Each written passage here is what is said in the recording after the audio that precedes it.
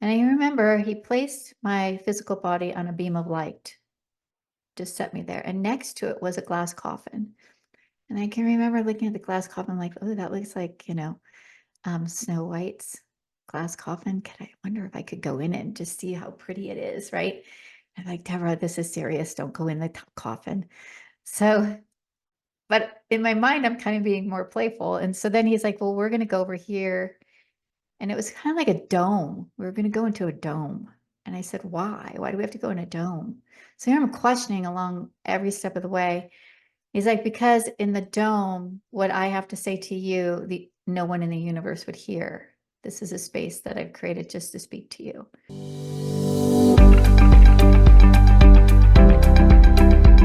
Hello, thank you for tuning in. My name is NELLA, and welcome to my podcast, Ethereality. Today's guest is Debra Martin. This episode is more than just near-death experiences. It's also about the conflict of a healer needing a healer, and the love and compassion found within, the journey to loving the body that seems to be failing you. Debra, thank you so much for being here. Why don't you go ahead and tell us about your near-death experience? Okay, so I've had 3 NDEs, and each of those NDEs have really brought me to the healer that I am today. Going through each of them, I didn't know how they were going to build on themselves. That's kind of what happened. I can look back now and say, oh, that was happening for me, not against me, right? Where at the time when things happen, you don't always have that awakening. You don't have that enlightenment. You're just like, what just happened? So in my first near-death experience, I was out with a bunch of girls. It happened to be the same night that Princess Diana had her car accident. And so we were watching it on the screen. We were at a restaurant and we seen everything happening. And I was like, oh my gosh, I think everybody can remember the feeling that they had that day. When it was time to go home, I just had this, what was called a premonition. At the time, I didn't even know what a premonition was. It was like, don't get in that car. My girlfriends were kind of laughing. It was a small sports car, so I was going to be sitting in the back seat. They're like, Deborah, just get in. In my mind, I'm like, I've got 3 kids. I'm a single mom. What if this happened to me? And they're like, you're overthinking, get in the car. So I get in the car and we had to take the freeway to get home. So we were in the slow lane. And as we were in the slow lane, I just had this feeling. It was like I was being told, but it came almost like through my mind and embraced me, like, you're going to get hit right now. I said in my mind, like as if I was speaking in my mind to someone, not even knowing, and said, no, not right now. I'm a single mom of 3. They need me. And at that split moment, I heard the bang. And what happened was a big van that didn't have any windows. So it's coming from the fast lane and it clipped our car, spun us around. We took out 40 feet of guardrail. We came to a stop facing traffic and his car flipped over the freeway and down into the embankment. We couldn't get out. Doors went open. We were panicking because we're staring at headlights coming towards us. Now, I was in this little back seat portion of the car. The car was all crunched. The gal in the passenger seat, her seat broke and she was in my lap. Out of nowhere, this gentleman comes to our door, opens it with ease, and he carried each of us one by one to the embankment. And I was like, how did he do that? How could he open it so easily? But now I'm in panic mode, right? What just happened? I'm seeing the van tipped over on its head, not too far away from us. I'm hearing sirens. I'm hearing ambulances coming, fire trucks. And I remember this guy coming up to me and saying, you're going to be okay. I said, no. Can you help me with one thing? My finger was bleeding. This ring was like squished into my finger. And I was like, can you just help me get this off? And he took my bloody finger and he put it in his mouth and he bit it, took it off, kissed me on the forehead, said, you're going to be fine. I'll see you again. And he went off to the left. When I looked to the right and saw all the ambulances and the fire trucks, I looked back to the left and he was gone. And there was no sight of him. And nobody's ever heard from him. Nobody had any testimonial from him. But I do have his teeth marks. So I know that that was real. And that kind of set me on the path of what just happened? Is there such a thing as a premonition? Is there such a thing as divine intervention? And it opened my whole world to there's more than what's just here. That leads me to my second NDE. My second NDE was another car accident. And in that car accident, I had no premonition. I was just driving to my friend's house. I was going to be turning into a left turn bay that was going to cross the street into a subdivision. So I was just sitting there waiting for the traffic to go. And before I knew it, I was out of my body. And I was watching everything from above going, oh, that's not going to be good. But I remember this tall being behind me. I felt like I knew this being because I never questioned it, but it said, are you ready? And I knew what that meant. That meant to stay where I was, out of my body. And I said, no, no, no. I have 3 children that need me, but I'm not going to survive that, because what I saw was a big truck carrying equipment on a trailer, and he was going to come up over my car and crush me. And so I was like, I'm not going to survive that. And in a split second, I was now in the back seat once again in this little pocket of my once 4-door Honda Accord into a 2-door. All windows were broke and the car was crunched. The car was crunched from the impact of the man that was in a diabetic seizure. He was traveling about 75 to 80 miles per hour, and police were in pursuit to get him off the road. I'm what stopped him. That's what took me into oncoming traffic. Now, I woke up with a mouthful of glass, and I can remember going, where am I? My seat had broken. My seatbelt had broken. I was now in the back seat. I remember the police officer coming to my door saying, ma'am, are you okay? We are so, so sorry. We're trying to get this man off the road. And then there was another man standing next to him, and I couldn't say anything. You know, I have a mouthful of glass just trying to get that out of my mouth. I remember this man looking at the police officer, and the police officer saying, are you okay? And he said, no, I'm not. I'm really shaken. I was driving that truck right there, pulling that tractor, and I should have crushed her. But in a split moment, something took my steering wheel and put me into oncoming traffic. He goes, I don't know how that happened. But when he said that, at that very moment, it was like a download. Wait a minute, I saw that. And so ambulances were coming. The guy that hit me, he had to go to the hospital by helicopter. I was going into the ambulance. There was not enough time to even think about what happened. I never saw this man again that almost hit me. Nothing on the reports. I know he was real for sure because he was talking to the police officer. He was there. But that led me to thinking, where was I? I was in another dimension. I could hear spirit. I could see into this world from that world. And so that kind of led me to, I'm hearing spirit. And I remembered at that moment, I could hear when I was like 4 years old. And I turned that off as being scared of seeing spirit, hearing spirit. And now it was here as facing it again. I started hearing spirit more and more, and that opened my mediumship abilities.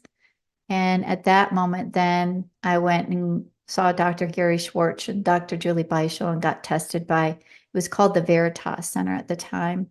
And now it's called the Windbridge Research Lab. It was great to be studied because science has my backbone to say what I was able to receive was truly real.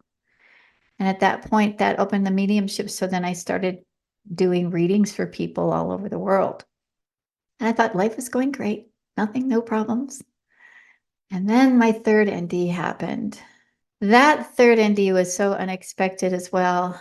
I was really sick. I was being seen by Mayo Clinic, and they couldn't figure out what was wrong with me. I was to the point where I was down to 90 some pounds. I lost the ability to have any bowel movements. I was in a fetus position. I couldn't drink or eat anything without extreme pain. It felt like I was going through labor. I remember saying, this isn't a quality of life. I really want to die. And I started asking God to take me. That's hard for me to even fathom today because I have 4 children. 3 of them were grown and out of the house, but I had a daughter in second grade. But I look back at her journals and she was like, I wonder if my mom's going to come out of her room. I wonder if my mom's going to get better. So she was feeling it and she didn't know either. That's heartbreaking. So as I was asking God, there was one morning where I was laying in bed and I can remember seeing spiritual surgeons come into my room. Now, as a medium, that didn't scare me, but I was like, okay, what's going to happen here? I remember them starting to work on my right side. I thought maybe this was my pancreas area. They cut open, and I can remember it being excruciating pain. No one was home. I was screaming. And I'm like, how am I going to take this? And as they were trying to squeeze out what I would call pus or toxins, imagine a strawberry that you're trying to squeeze through a little straw and how much pain and how much effort that took to get out. All I could do is like, I have to go through this pain, but I don't know how I'm going to. So I'm just going to remove my mind and I'm going to breathe. And so when I did, I just kind of closed my eyes and I took a deep breath and went, and as I did, my soul came out of my body. You had mentioned these were spiritual surgeons, and then you also said you were cut open. I want to know what that experience looked like, how you were visually perceiving this.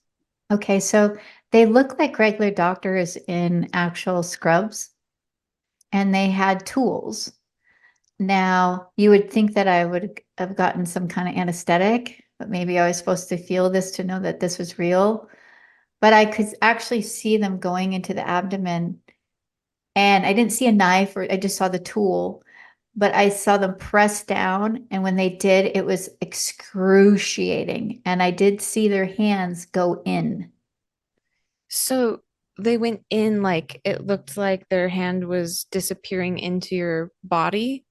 Yes, Okay, into my but you didn't physical body. actually see them like peeling your layers of skin back certain No. areas. Okay. No, I just saw the cut and then hmm I saw them kind of go in, almost like they were spreading it apart, whether they were suctioning out through that tube, whether they're pushing it out. At that point, it was so much pain. I was closing my eyes and not watching. Wow. hmm Right. And so you're just like, oh, when I did that, and I was like, okay, if I'm being healed right now, I have to go through this pain. But how am I going to do this? I don't want to stop it.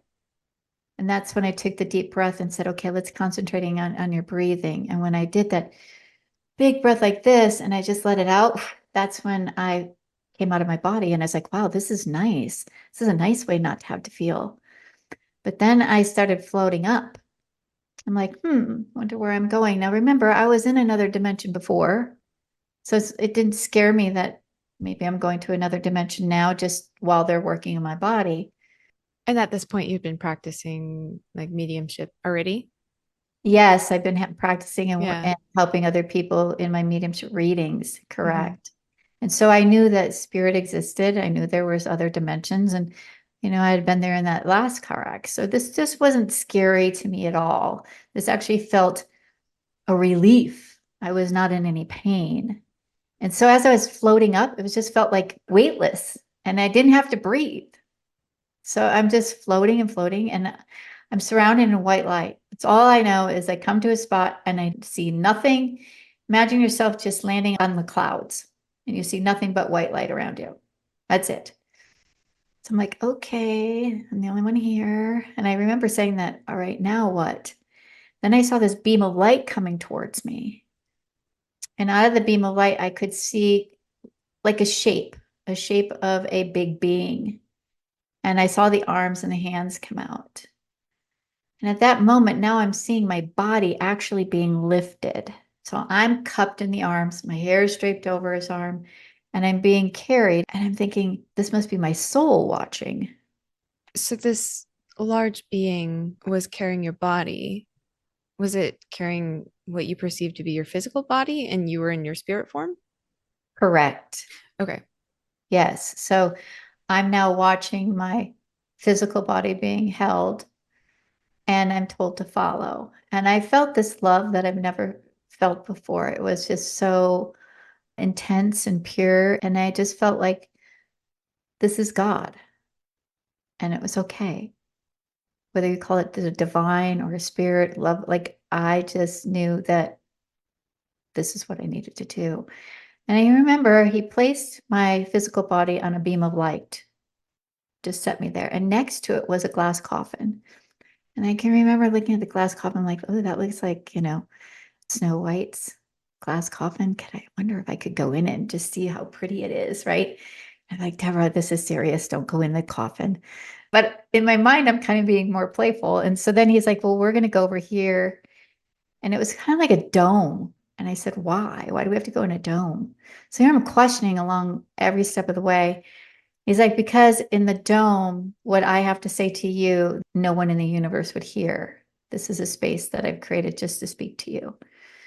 So I remember going in and it felt like I was sitting at a table. I didn't really physically feel like I was sitting. I didn't physically see a table. I just felt that I was now sitting and looking at what I heard was my Lifeline contract. I didn't look at pages before or pages after. I just looked at the one page.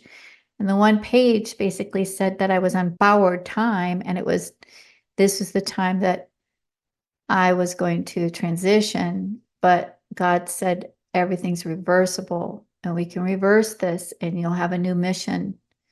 And I'm like, okay, I'm thinking mission. So I'm seeing words like prosperity. I'm seeing words like health. I'm seeing words like voice. And I'm thinking, okay, health doesn't work for me. Anybody can have health. I want to be healthy. I don't want to go back if I can't be healthy. So I saw it change to healthy. Then I questioned, well, voice. I'm doing mediumship. Yeah, that's probably what that means. Okay, I can do this.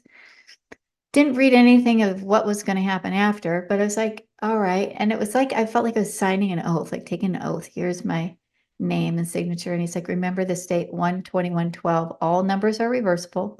And so is this, what's happening to you. I then questioned if I could see my parents because they had passed. Can I please see them? This would be so wonderful. And I heard, no, if you did, you probably would change your mind. And that's what you're here for. And you need to go back. I go, can I just stay for a little while longer? Because, I'm not in any pain. This feels really great. It's like, no, you need to go back now. So I can remember kind of floating back down just effortlessly, no pain, everything's great. But when I started to hit my body, I can remember my body almost feeling like an air mattress, when you blow it up, the air is going in, and I felt my body go in like a wave. And when I was fully in, then I took this deep breath that was like I was been held underwater. And when I gasped that air, I was like, am I the same person? Did this just really happen? Is this really me? There's no more spiritual surgeons in the room. And then it was like, I have to write this all down. I have to remember this. This is really crazy. Like, did I really see? Did this happen? But it was so much a part of me, the core of who I am, that I could not deny what took place. Now, that was hard for my former husband to embrace. Why you? Why would this happen? Life as I knew it was going to start changing. So my entire foundation of what I thought was a perfect life, in order to do the work, I had to walk away from the man that I had loved. We talked about it, and he didn't want to have me have any regret towards him. You can't have one foot in, one foot out. So we walked separate directions. And I see how that was very important, because I couldn't have done the work the way that I'm doing it today if I was with him. That all started transpiring. Meanwhile, it took me about 6 months to heal. I was standing in my face the entire time going, I saw the word healthy. It's just going to take time. I'm going to walk through my process. I'm going to do journaling. And then eventually it went away. Now, Mayo Clinic, I never got a diagnosis. I questioned that to God, like, well, why wouldn't I have had a diagnosis? Sometimes that's like what you need for others in your family to understand, well, yeah, you did have a problem, right? Because they can't see it. They're only seeing my pain. And I think that was hard for my former husband to embrace. What I come to find out is, had I known exactly what it was, then all of a sudden we become attached to that title. You know, if it was my pancreas, oh, I have pancreas issues. I have to deal with this now for the rest of my life. I would have owned it. I would have gave power to that. So anybody that's listening that has a diagnosis or never received one, there's a reason for it. But if you are, like I did get cancer years later, I didn't give the term cancer power. I sent love to it because, you know, it's very important that we know that's just a small part of who we are. It's not everything of who we are. So then that healing from God healed me. I started adding healing into my mediumship, just kind of doing it with family or friends, people that I trusted that, you know, let's see if this works. It was working. I had a family member that I'd never met. She was a distant family member of my former husband, and she had tongue cancer. She's very, very, very scared that she was going to go into surgery, and she had the possibility of waking up with no tongue. Scared out of her mind. Asked me, is there anything you can do? And I said, well, with God, all things are possible. Let's do the prayer. So she goes into surgery. She comes out. Doctor was amazed that the way the tongue looked, she was able to keep her tongue. And at that moment, I knew something was transpiring. So that opened up my healing abilities. And then I started doing healings at a church. It was called the Logo Center. I was working with someone at the time too that did energy work. We had a gentleman come in his 70s. He had Hodgkin's lymphoma of the brain and the spine. This was in person at the time. And he was a professor. So he's not somebody that, like, okay, whatever, I'm coming because of the love of my family. This isn't something that I would have ever done. And in 5 days later, the doctors at Banner Anderson told him that he was completely healed. Now, he had Hodgkin's lymphoma of the brain and the spine with 3% chance of survival with the most intense chemo and radiation. They said something had to go wrong. Let's do another spinal tap. Let's do this again. He said, I'll give you one more chance. And everything came back clear. At that moment, I knew this is the mission. And that word voice, yes, the mediumship and spirit comes through. But when I do healings, I really remove myself and allow everything to come through. So there'll be words that are said to me about their body that I don't even know. It could be childhood trauma that they went through at age 2. I wouldn't know these things. Only spirit knows. So I allow them to use my voice and speak that through. So it's really kind of phenomenal what can happen in I would say miraculous, what can happen in a session.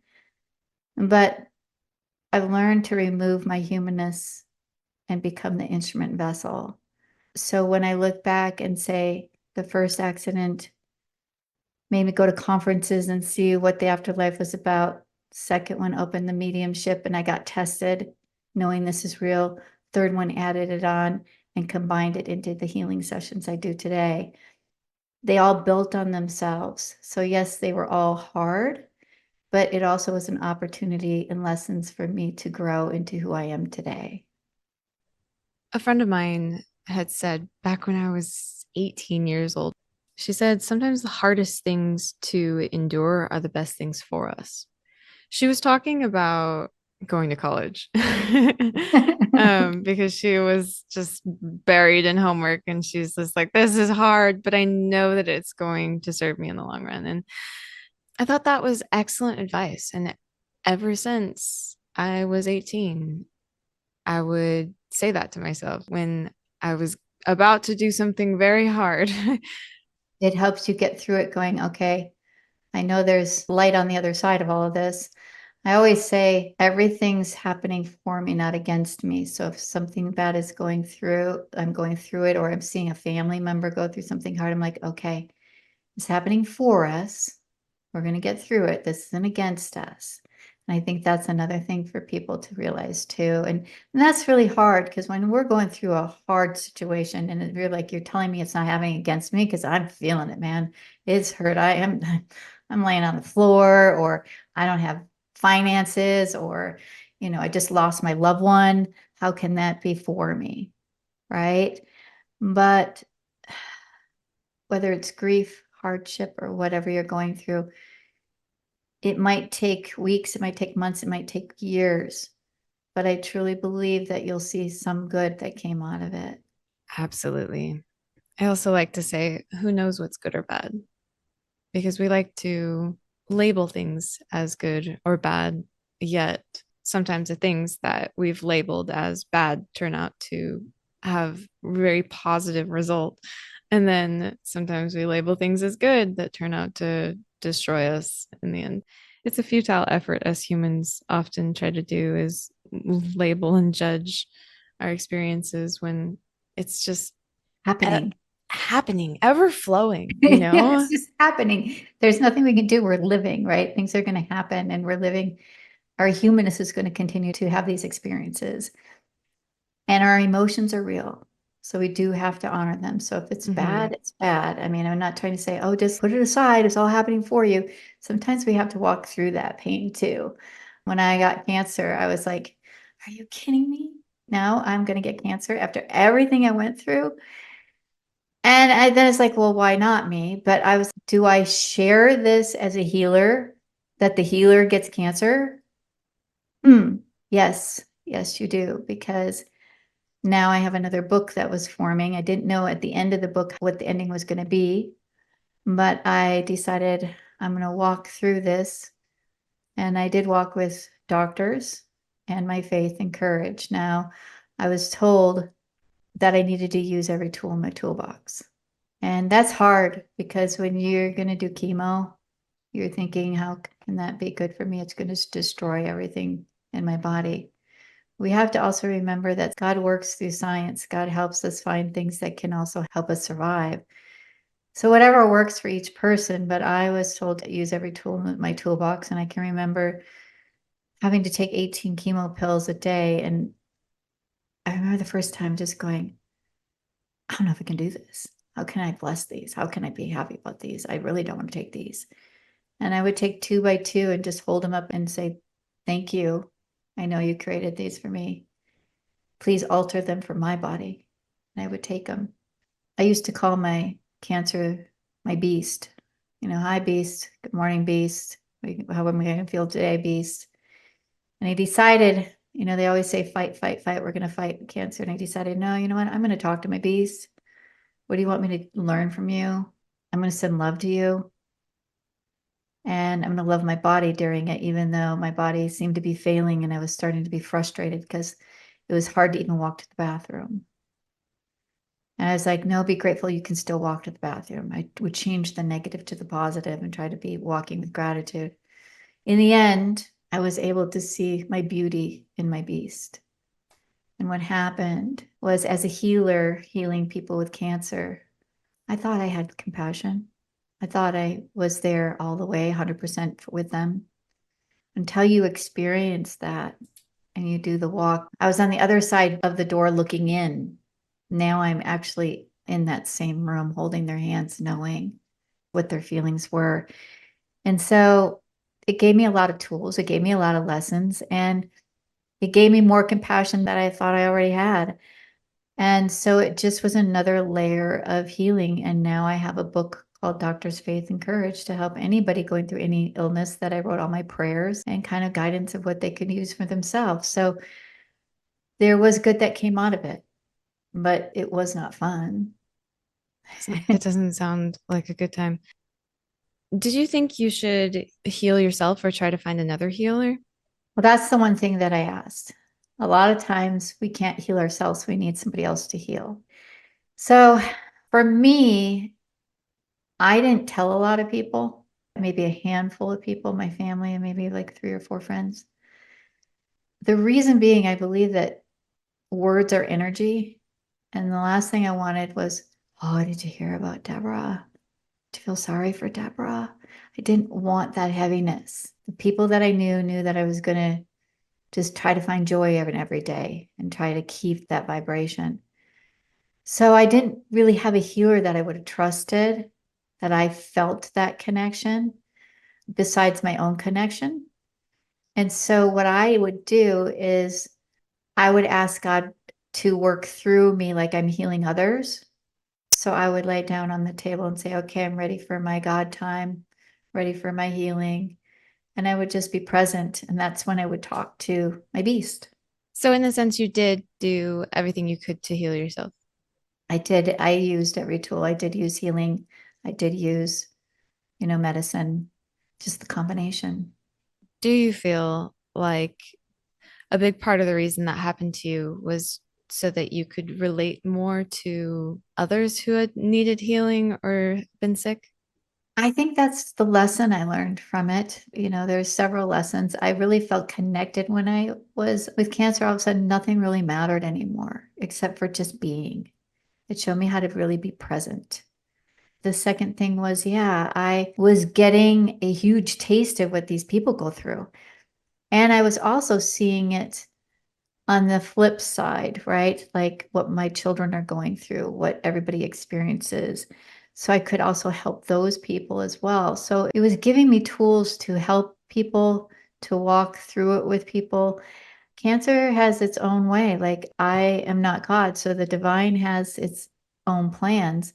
So I believe that it's up to that person. Do they want to combine medicine with their healings? Do they want to just have healing? That's up to them, what they feel.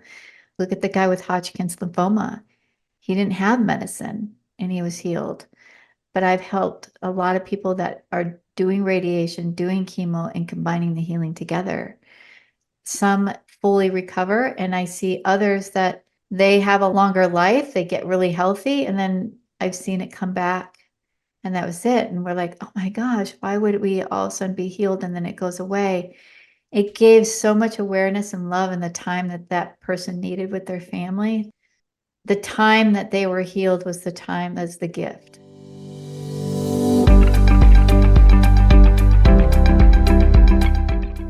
If you're getting any value out of this podcast, please hit that like button and subscribe. Also, if you've enjoyed my content before, or maybe you're new here, but you like it, drop a comment and let me know you're here. I would love to get to know my audience. Thank you for listening, and let's get back to the content. Right? Kind of like you had a personal experience with being on borrowed time. Exactly. But you never know. So you get so happy. And then when it comes back, you're like, why? But it's not me. It's not up to me. We do have a plan. And maybe that plan is to bring awareness, not only to the person passing, but also to their family. Because look what I've learned, even in my own sickness and the awakenings and the enlightenment I learned. And my family learned so much from it too. I think the most important thing is we learn to just be in times like that, and we learn to embrace with love. We're all dying, right? But we don't all physically know if we have an illness. But when that kicks in, those actions of love kick in. I want to live every moment, right? If we could only do that every day. Do you ever try healing people and it is unsuccessful? I think sometimes people heal on a different way than what they thought. There's different ways of healing, right? There's so many different levels of healing. So you might come for a physical, but you might get the emotional of what maybe you were holding trauma wise, and we heal that. And then maybe the layers start to go away. I had one lady that came, she had cancer and she had 3 weeks to live, and she didn't tell me anything. And we healed childhood trauma. And she said, wow, you healed something that I've lived with for my whole life. This is better than the cancer being healed. So then she started feeling better, and we thought, oh, great, she's back. She's getting better. Everything's turning. In 2 weeks, she passed. And she had told her friends, like, I'm transitioning with no baggage. This was a huge, huge blessing that I received. So we just don't know at what level you're going to receive, but I believe everybody receives something. Like, I can't guarantee 100% that you're going to receive the miracle you want. If I could be God, I'd be lucky. But I'm the instrument vessel. I go into every session with the intention that I want a miracle, and whatever they're dealing with, this is what we want cured. But I'll remove myself and allow you to orchestrate, meaning God. And then it is really quite amazing what can all transpire in these sessions. If I didn't have the trust, I couldn't do the work that I do, right? So I trust that with each and every session, they're receiving something on some level, whether it's emotional, physical, or spiritual. That is so beautiful. And yeah, I mean, it's really difficult to measure when somebody is receiving a healing that is emotionally or spiritual. I can remember this lady coming to me and she said, I received my miracle. And so I was telling my friends, received my miracle. And they said, well, can you explain the miracle that you received? And she goes, well, what's the explanation of a miracle? I can't explain it. And I thought that was just so great because she said if I tried to explain it, they were just going to not understand it because they weren't there to feel and experience what I felt. And they're going to question everything. And then I'm not there to make them believe me. It's just like you see what I am and I'm healed, and that's it. I have a pretty amazing experience that I had validating what I believed was a past life of mine, that I feel the same way about it. Like, I can't tell anyone how that happened or why I believe it. I actually tried, and I realized that it really was just diminishing the impact, Mhm. because it impacted me so powerfully that trying to explain that in words, there was no way to explain it without diminishing it. Yeah, you can't because it hits you to your core. Yeah. It's like, this is now my truth, but it's so far fetched. How's anybody going to ever believe what I'm saying? Because I can't even tell them at this level, nor would they even believe it because it's not something that everybody talks about. Yeah, I've had a number of miracles that I've witnessed in my family. You can't explain a miracle. You can try. You can explain the measurable surface level aspects of it. And that can be amazing, definitely. And when it shows up, you just know. You know that it was a God sent, that this was the impossible that was made possible. I don't care what you say. Doctors can't explain it, or something just happened that saved me from being in a terrible car wreck. I know it. I received a miracle in so many different ways. I think miracles are happening to us every day that we don't even realize, right? They're all around us. I And could so, get behind that. yeah, so many ways. So many I'm like ways. trying to blink back tears right now. One thing that I absolutely loved about what you said, that I'd love to just emphasize for a minute, is what you said about not getting a diagnosis being a blessing. That's amazing, for one, because I know what it feels like to know that there's something wrong and to be like fighting for the doctors to identify it and trying to be like, okay, well, obviously this came up inconclusive. Like, we need to continue searching. Like, let's figure out what's wrong. And that genuinely can be a fight. What we're looking for is validation. A lot of times we have this discomfort that we're experiencing that is lowering our quality of life, lowering our capacity, our ability to show up for our loved ones and show up in our lives the way that we want to. And not being able to show up in that way, often from the other people perceiving that, they don't understand what you're going through. They don't. And they'll probably be like, oh, she just says she's sick again. Or maybe she just doesn't want to come, or Mm-hmm. unless you have a broken arm or a broken leg or something that they can physically see, they can't understand it. We always want answers. How can we fix it? What medicine is there for me? What should I do? But when it's happening to you, you know it's real. So it can be really frustrating when doctors don't find the diagnosis. But sometimes if you think about it and you just take a deep breath and go, all right, this is frustration. But frustration now is limiting you from releasing and healing. because now you're frustrated with your body. I'm frustrated. Feel that tensity that your body feels. Whereas if you said, okay, I know this is really happening. Doctors can't figure it out. So now I don't have a label. That's great. So it's not going to be a part of me forever, because if it was something big or something horrific, I'd probably have that big name and then I'd be even more terrified. But now I don't.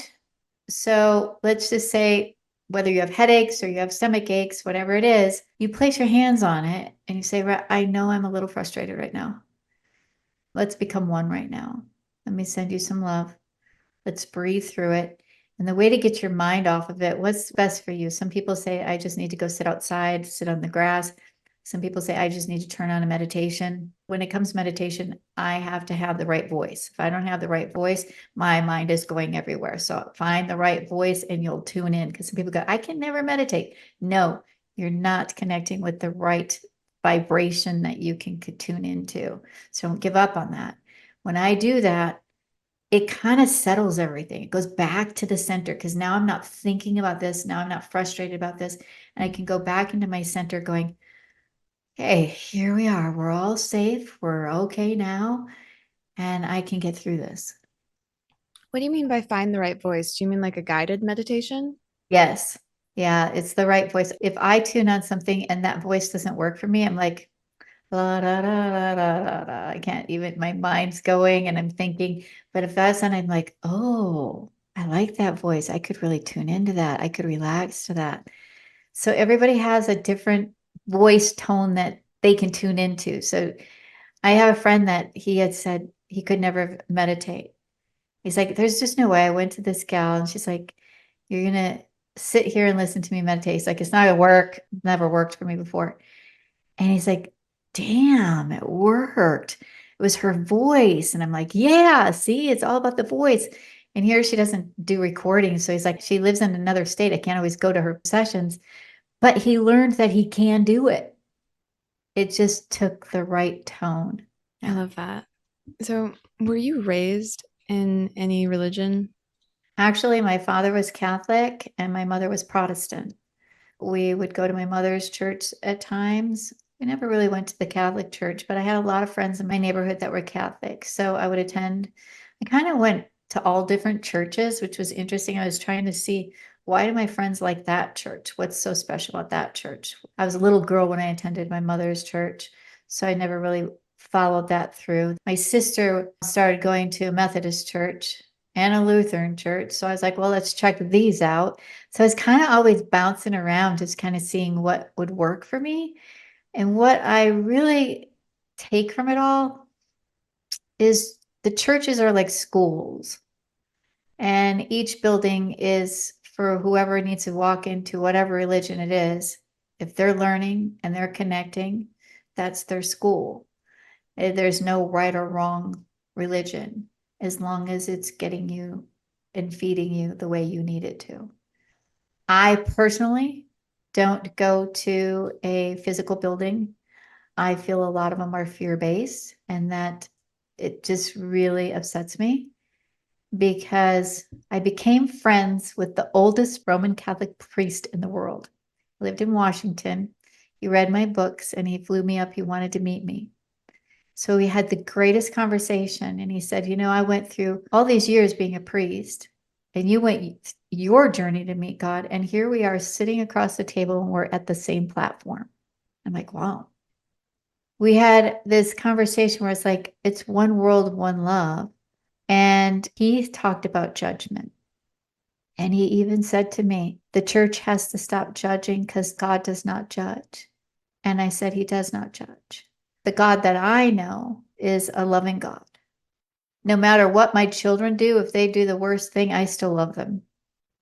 People might be upset with what I'm saying, because I know there's people in my family, if I even say there's no judgment, oh my gosh, we have a heated conversation in our house. We're not going there. But Thanksgivings would be intense. yeah, it would not be good. But it's really truly how I feel. I feel like we humanly judge ourselves so harsh that sometimes in my healing sessions, I've had God come through and say, Why are you judging yourself so hard? I'm not judging you about this.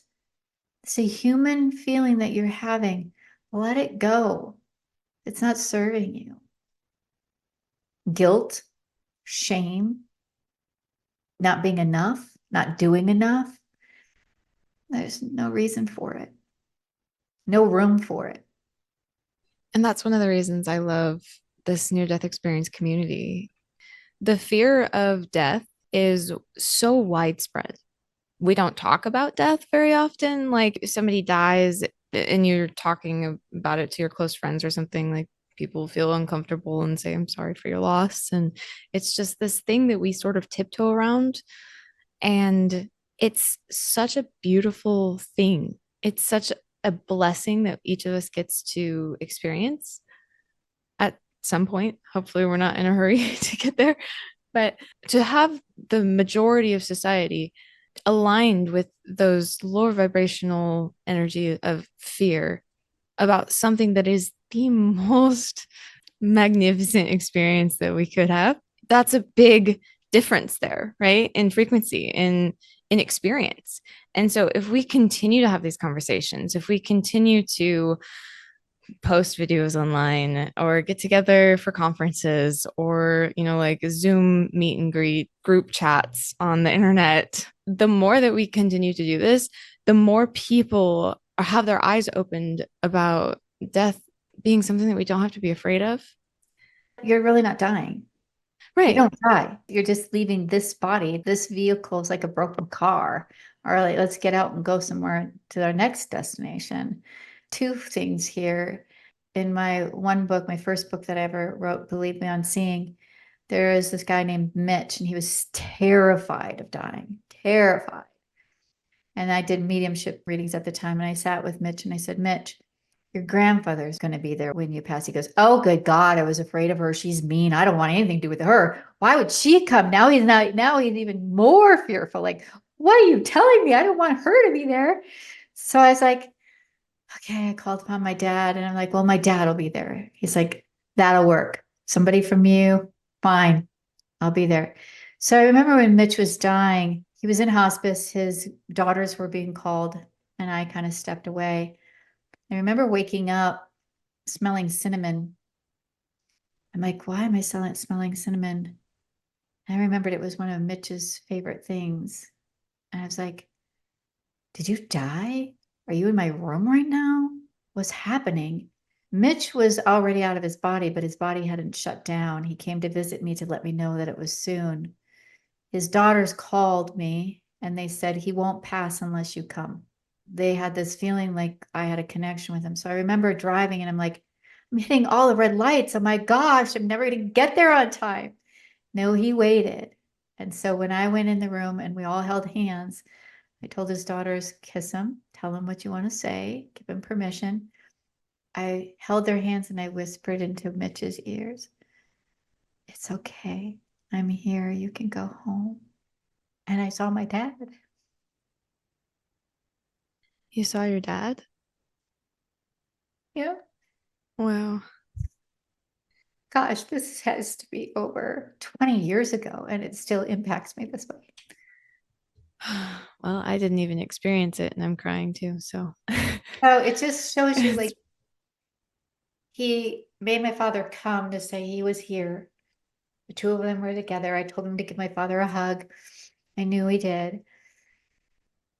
That was beautiful. Dying was beautiful. I got to witness that. He gave me that gift. And then you have, the people that are so afraid, but they're the most religious people there are. You're so religious, but yet you're so afraid to die.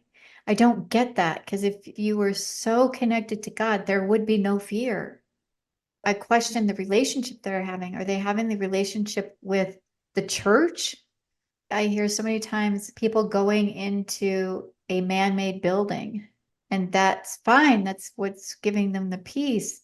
But that doesn't mean that God doesn't exist outside that building. It goes deeper than that. Like, take it with you.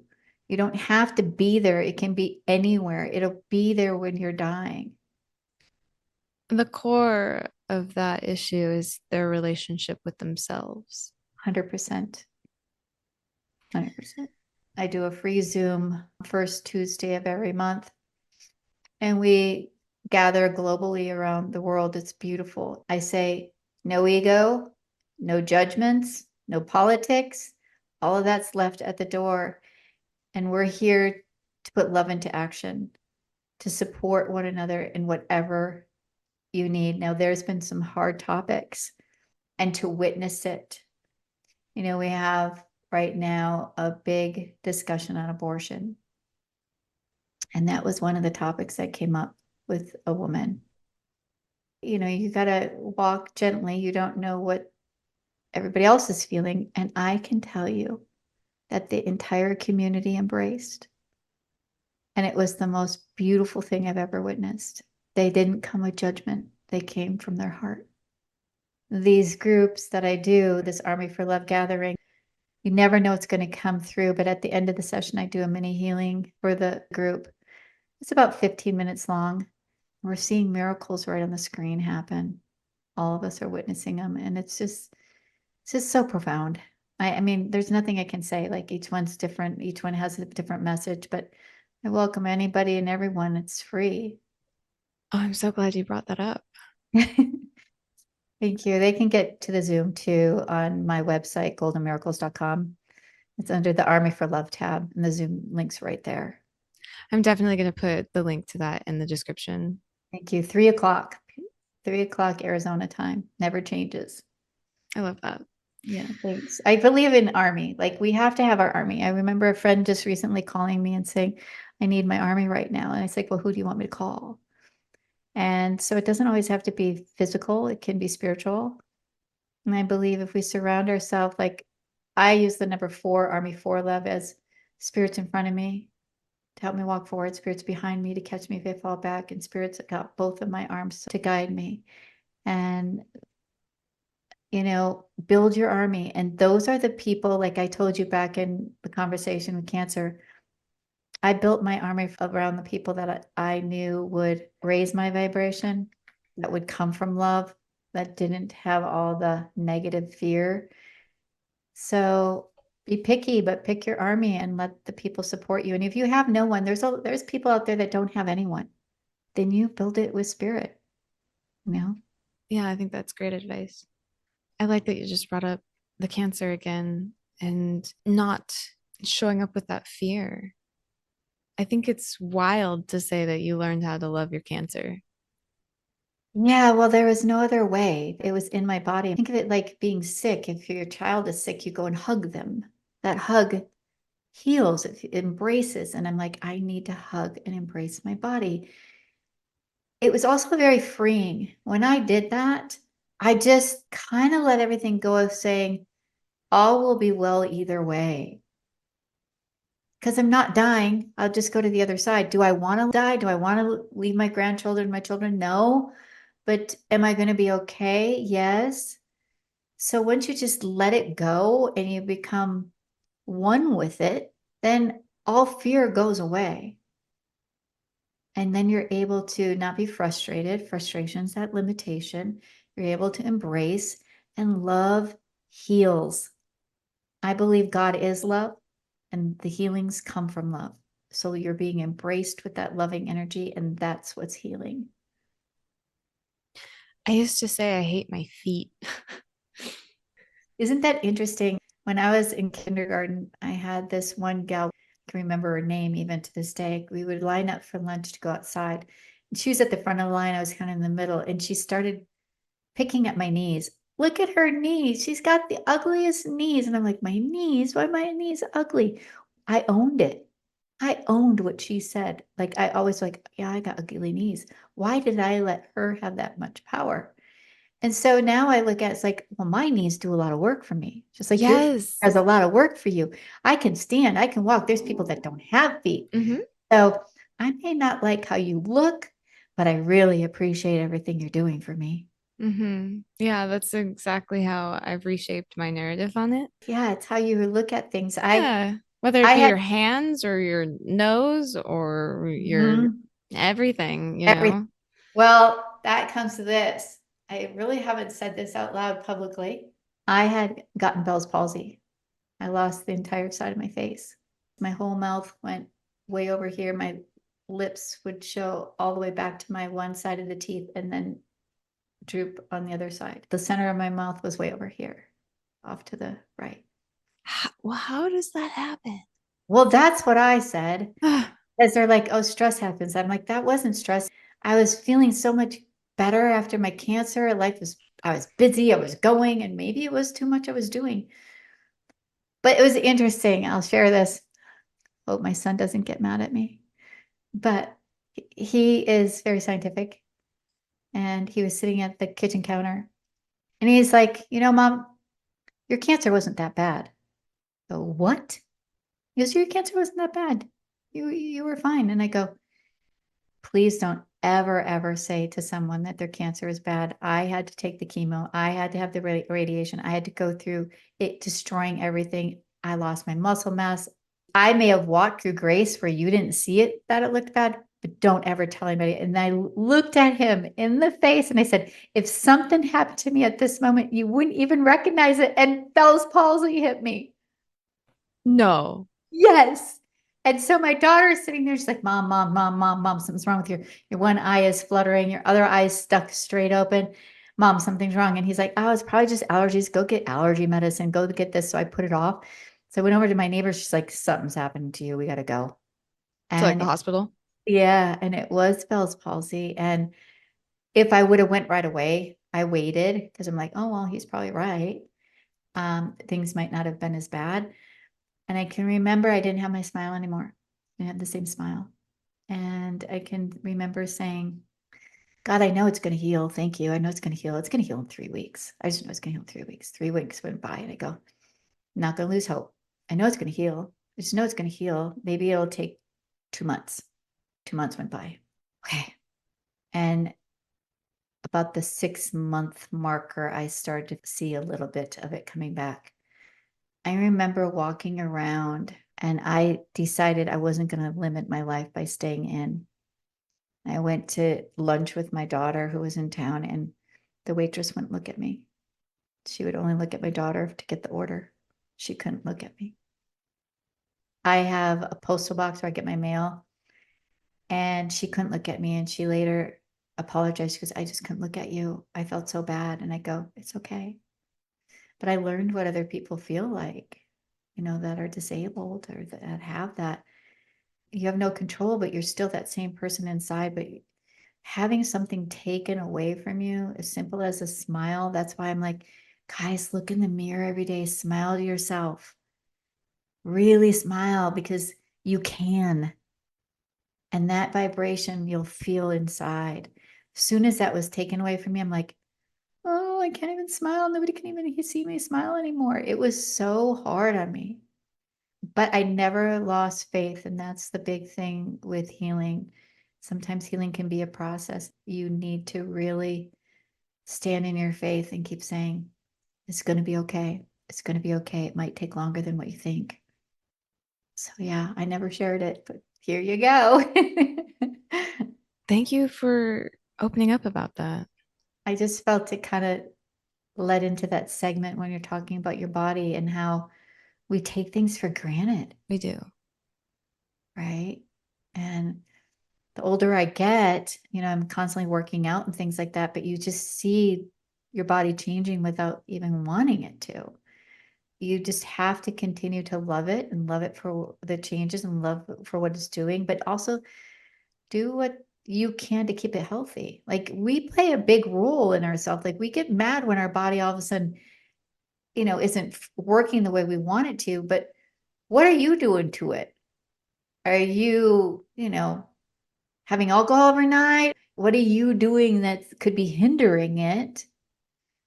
I mean, having a glass of alcohol, I don't want people to think that I'm putting that down. I'm just saying, like, I'm giving an example of what are you doing to take care of your body? So your body could be mad at you, but it doesn't have a voice. Until something happens, then you get even madder at it. So I think we just need to constantly tell our bodies, like, you're magnificent. Look at all the things you've done for me through the years. Yeah. Now my knee's starting to hurt from all the jogging I used to do. I kind of did that to you. Sorry. I'm not frustrated with you, but can we go backwards? Yeah. Have you experienced that? No, I'm just saying, Oh, I know that other people that have jogged a lot at my yeah. age, like now, oh, I want to jog and I either have to get a knee replacement or I have to stop jogging because it's bad on my joints. And we forget to say, but look how good you've been to me, Hmm. right? This has actually been quite a different interview. I feel like I have kind of a general set of questions that I often ask, but this has just been so full of empathy and Yeah. love and just so focused on the miracles and loving ailments. Yeah. And that's what we should be doing, right? Is always trying to bring that into our day Absolutely. somehow. So it's wonderful to have that kind of conversation. I think people need to hear it more. Considering everything that you've been through, if you were to have a mission statement for your purpose or the impact you want to have on the world, what would that be? I would say that we're one world, one love, and that we need to radiate love out to the world. It doesn't take much. It could be the act of kindness, it could be a smile, it could be sitting and just putting your intentions and energy outward. I think our world needs more love. And if we just put that intention out, I really feel that the person that needs it or the world that needs it, we can raise that vibration and make a difference and an impact for one another. Absolutely. I do want to add to that. Mhm. I think it's equally as important to turn that love within. 100%. So in my Army for Love, when we receive for ourselves, we have our palms up to receive for ourselves. But at the end of the session, we always put it out to the world back because it's that give and take. Yeah, absolutely. Mhm. Good. Like it just feels right. It does. Yeah. Thank you Mhm. so much for taking time out of your day to have this conversation with me. I truly, truly enjoyed it. Thank you for being you. It was just lovely. That's all I have to say. I feel at peace and I just feel surrounded and embraced with love by speaking with you. So thank you for the love that you radiate. I feel that too. I'm gonna cry. But really, We're I not really even do. together and we're embracing each other with love and feeling it. You can't deny when you cry, right? Right. Exactly. Exactly. And there was multiple times while you're telling about your near-death experiences too that I was just covered in goosebumps. Oh, So, that's truth, yep. right? That's Right. truth. It was in alignment with my soul. Well, thank you for being you and the work that you do. It's making a difference and that's what matters. It is. It is making a difference. Awakening, enlightenment, and embracing. Heck, if they could just feel the love that we just felt, huh, right? Yeah. So Well, we and that's the asked for, intention. right? That's what we're saying. Like, okay, we just felt it. Let them feel the same. Let them feel that embrace. Let them feel that they're not alone. Do you want to close out with any sort of meditation or prayer or anything? Sure. For those that are listening, I always like you to kind of rub your hands together. It's kind of like take this in for yourself. And so you're creating that energy between your hands so that you can feel it, right? And then just lay them on your knees or on armrests, wherever you feel comfortable. And close your eyes and just be for a moment. Try not to think. My eyes are fluttering. I feel the energy making my eyes move back and forth. And as we take a deep breath in, breathe in peace. And as you let exhale out, give yourself the permission and the gift of just letting everything go, all your concerns, all your worries, all your stresses today. It is really not worth holding. So let's just take that deep breath in. I am peace. Say it in your mind and let everything else go. I like to do that 2 more times so that if we can leave today feeling peace in our mind, peace in our soul, and peace in our heart, then everything else we trust will just happen the way it's meant to happen. Letting God control it for us. Let's take another deep breath in. I am peace. Let everything else go. The final one, when we breathe it in, when we breathe, I am peace, I want you to feel this embrace of warmth that comes to your face, goes through your heart and your chest, and you just feel it embrace you. I'm feeling it in my hands even. Being held, God's holding your hand, you're not alone. I feel somebody out there feels alone. Okay, so let's do that and just breathing in. And when we breathe out, we're just like, now we're taking that embrace, we're allowing that to hug us, we're hugging. Let it come to me. Break out, breathe in. And peace, and let it embrace you now.